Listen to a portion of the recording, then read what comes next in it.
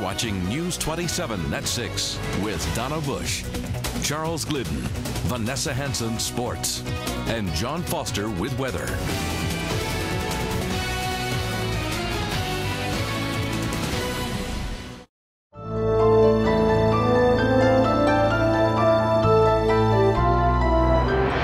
Welcome to News 27's Hurricane Special, Surviving the Season. I'm Donna Bush. And I'm John Foster. The Real Estate Channel presents Property News, brought to you by RE/MAX Cayman Islands. Most people run away from hurricanes, but I met one group that runs towards it. I'm Heather Hobson. I'll have that story coming up. Hello, I'm Cynthia Airy. Mortgage interest rates are under the microscope here in the Cayman Islands. Do CO, and I'm probably the only man on the island that can say that. Don't take off with the boat without me. I'm off to see the lost city of Atlantis. See you. Coming up next on your 6 o'clock news. How a Bill of Rights will protect Cayman's Christian community. I'm Jasmine Taylor, and I'll have that story coming up. I'm April Cummings. A major shakeup at the Royal Cayman Islands Police Service. What you need to know coming up.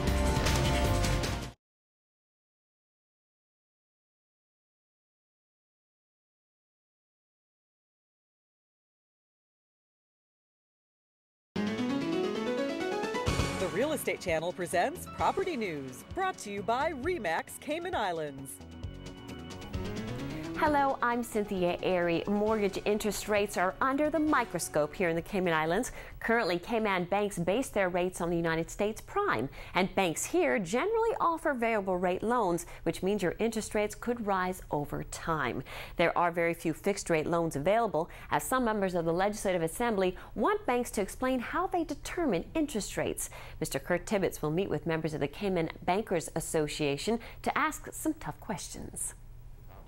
But I am taking this public forum to say to them, there must be a way for them to cooperate a bit better.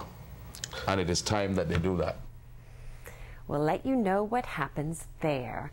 Is the rollover creating a real estate surplus? The president of the Cayman Islands Real Estate Brokers Association says maybe a little bit. That and the cost of living.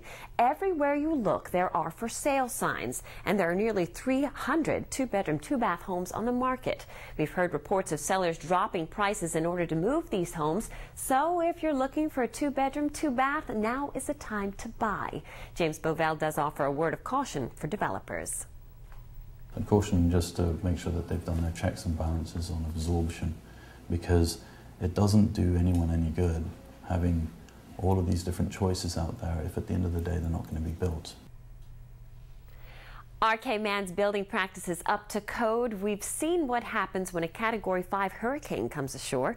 Now a consultant says Cayman should update its building codes. The last update was in 1999. Cayman is using the Southern Building Code. However, the International Building Code is much more current and more stringent. The current edition of the International Code is the 2006. The code that you're currently using is 6 years behind the time technologically. The International Code was bringing them up to speed on the latest and most advanced wind engineering design standards in the world. Coastal development is a concern, and we need to start thinking about planning for the future as we put in new developments along our coastlines. The Cayman Islands Planning Department is working on a new development plan. Right now, in some places on the island, it's possible to build 50 feet from the shoreline. Hurricanes don't respect zoning. So our zoning should be relative to the type of coastline we're building on.